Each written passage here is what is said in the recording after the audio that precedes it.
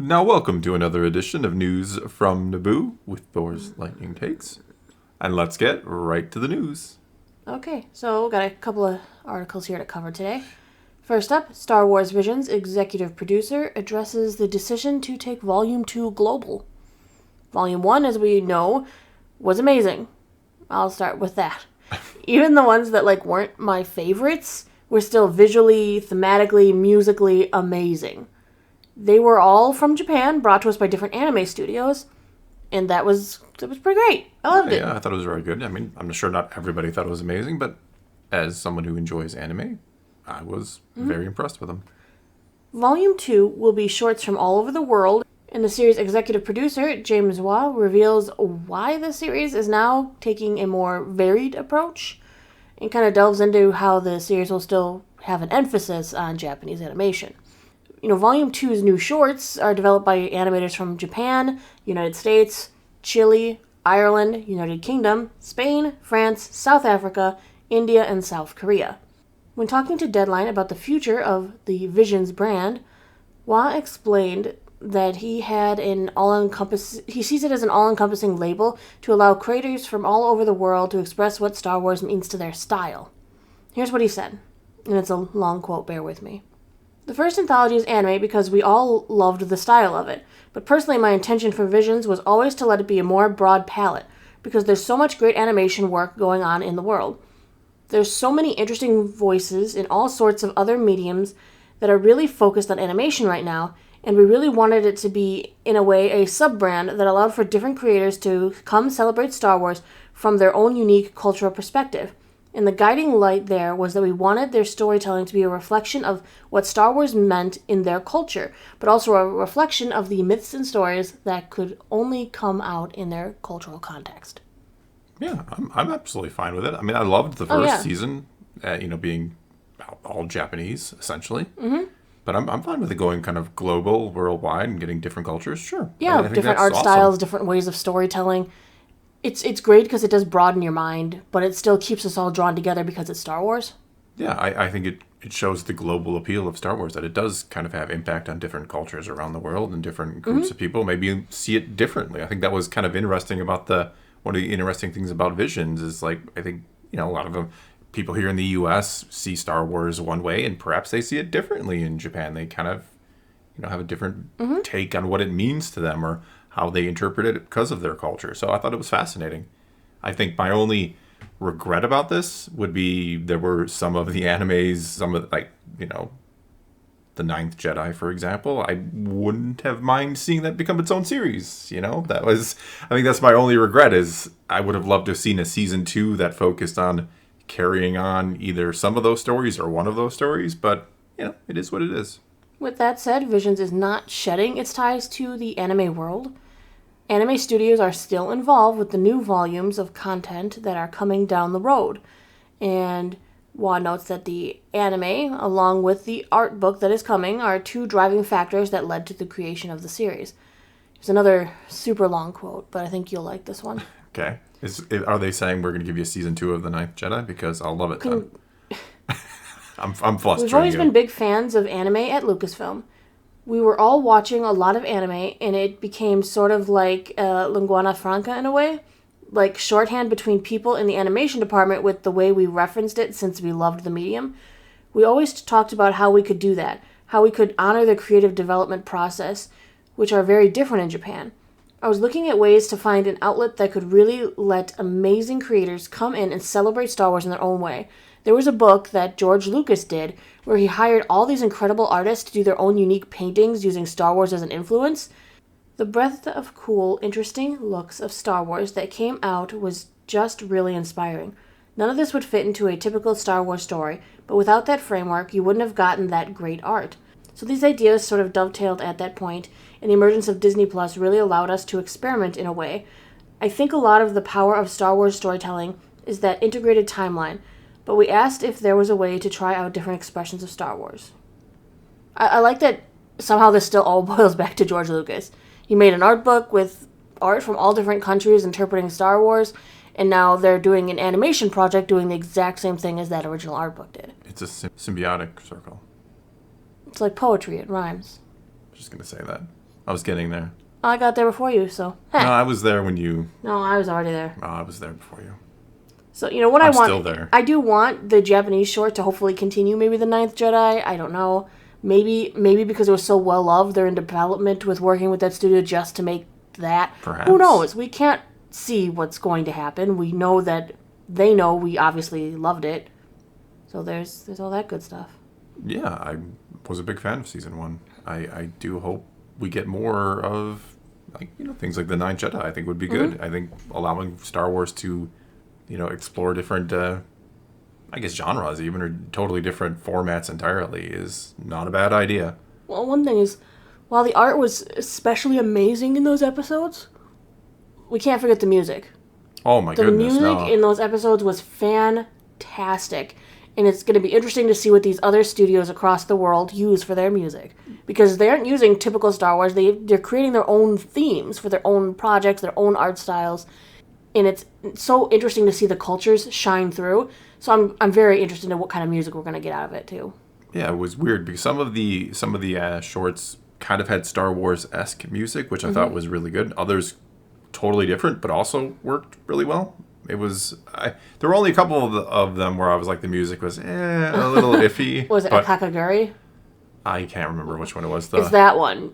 That one, I know. That one had that weird music at the end. The end when they were going, it was like super a terrible ending, and they had serious, this upbeat kind of quirky little music. Poppy I was like, type music. You're like, what the? I was like, what is going on right now? Is this a happy ending? Am I confused? Yes, you're confused. Yeah. All right, moving on. The Embracer Group confirms developer change for the Knights of the Old Republic remake. Remember, we kind of did a story a while back, how something was going on within that company, that the title was floundering, and we were like, what is this rumor going on here? And it was crazy. Well, they're kind of confirming it, maybe? Well, I don't think it was a rumor. I mean, didn't they just... two of the top dogs at the company essentially got fired, didn't they? Something like that, because the there was a demo or something that they came out with, and the company looked at that like... This is bad or something? We don't know exactly. It was bad for the amount of time they put in, or money spent, or who knows, it or wasn't updated enough. Yeah. We don't know. Some way it was But we know there enough. was people who was mad. Somehow it was bad. Somehow. Yeah, so that was kind of the rumor. No, it was more than rumor. I think that, like I said, that's 100% confirmed that they got fired, and it was indefinitely delayed. Well, the but I know what you're saying. Group, the rumor is what actually happened. The Embracer Group has confirmed the studio shakeup. Okay. Yes. On Thursday, the holding company mentioned one of the group's AAA projects had transitioned to another studio within the group.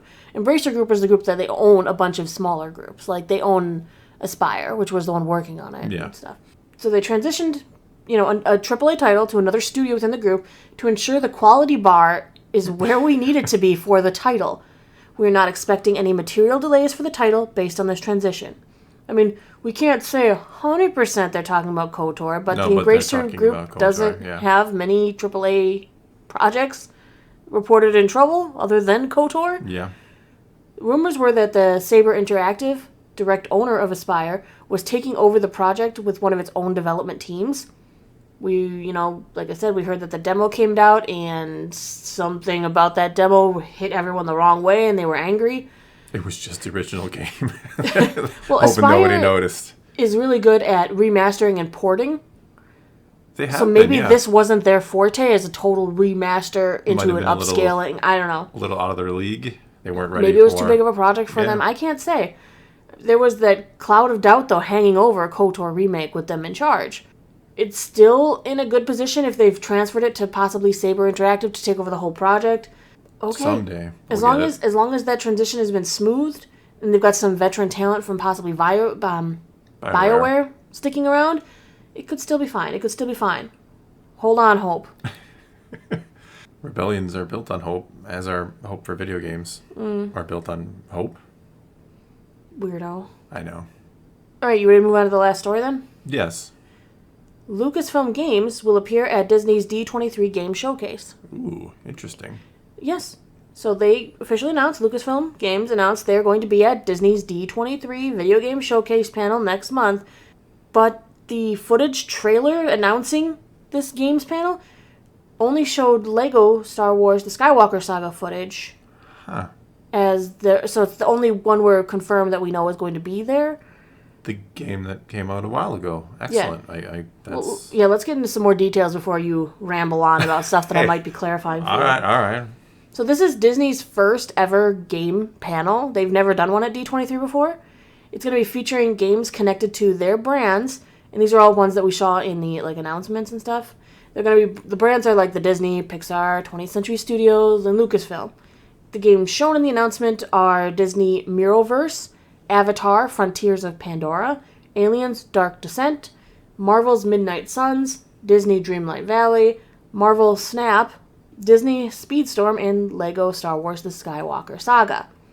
The press release that came along with it reads, "The digital showcase will feature incredible new content from Disney and Pixar games, Marvel games, Lucasfilm games, and 20th Century games. In addition to all new announcements, fans can expect new reveals from the titles, including Disney, Dreamlight Valley, Marvel Midnight Suns, and Lego Star Wars The Skywalker Saga, as well as a sneak peek at upcoming Marvel Ensemble game from Skydance New Media."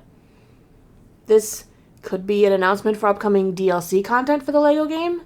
I kind of hope they would. I want some like Mando bounty hunter levels or bounty hunter missions like the Lego Clone Wars game had, or maybe add in some Disney Plus content. I guess they could add in some Rebels, Bad Batch. Okay. Andor. A little early. But they could add in like Clone Wars levels, Rogue One, Solo. Yeah. That you don't have anything but the 9 movies. Yeah, well, it is the Skywalker Saga. Right. Guess, so. But the Skywalker Saga wouldn't succeed without missions like Rogue One. I guess you could look at it that way. Sure. Yeah, and Leia was at the end of that movie, so Skywalker Saga. Yeah. Done. It's canon. It always was. canon, yeah. But I know that they do a lot of DLC with characters, but I want more gameplay levels. Yeah, I've never been too... You can only play like one or... Yeah, you really it's like, pick out your like favorites, and you're like, these are the ones I play. I tend to do that with all the Lego games. I pick like one character, and I think that frustrates you because you love to unlock everything, and I'm I'm just going to play this one all the time. Well, I do have to like unlock everything, but I still, you know me, I still only play as certain ones that I feel are I'm best not saying for you play them all, or because I like them. I'm just saying you mainly. I do help somewhat, but you 100% them all, and when I help, I pick the same character. Well, I pretty much have a set character for a job. If I need a character who does this, I know which go-to I'm going to go to. Yeah, I do the same kind of thing. Go-to I'm going to go to. Yep. But an update would be nice that adds additional story content. Yeah, new levels, something. Give us some levels. You gave us a bunch of character DLC packs already. I want levels. When I already have like 500 characters, like giving me another 15 is not like, oh my goodness, right. I get to add these. And it's 15 that you would buy and they would just add straight in. It's not actually in the 100%ing of the game, even. No, I mean, it would be cool if they had like new characters with new abilities and new levels. Like, I need this character, I get the character and these new levels, and I need the character in this level, and I don't know. Right. I mean, I'm looking forward to some of the info on the other games as well. I mean, the Avatar game I was very interested in. You are, yeah. Frontiers of Pandora, and Marvel's Midnight Suns looks really cool from the one trailer that's out there so far. The D23 Gaming Expo panel will be held on September 8th at 3 p.m. Central Time, and it's going to be live streamed. Oh, yes, so everyone has the option of watching. And I'm sure we will watch and being disappointed when they don't give me what I wanted with the Lego content. No, I think the fact that it's going to be there, they're not. If it was just character packs, they would just announce character packs. They wouldn't be like, well, we're going to have this really cool gaming panel. You assume too much. I'm still hoping they talk about maybe some of the other Lucasfilm game projects. Maybe they'll show a demo for KOTOR, the remake. Show us the demo they made that everyone was unhappy with. See, everyone, this is what you why could have. It's delayed. It's horrible. We fired them all. Nah. All right, well, I guess that's all we got for you this time. So take to the comments below. Tell us what you think of any and all of today's news. And let's talk some Star Wars. And until next time, thanks for watching.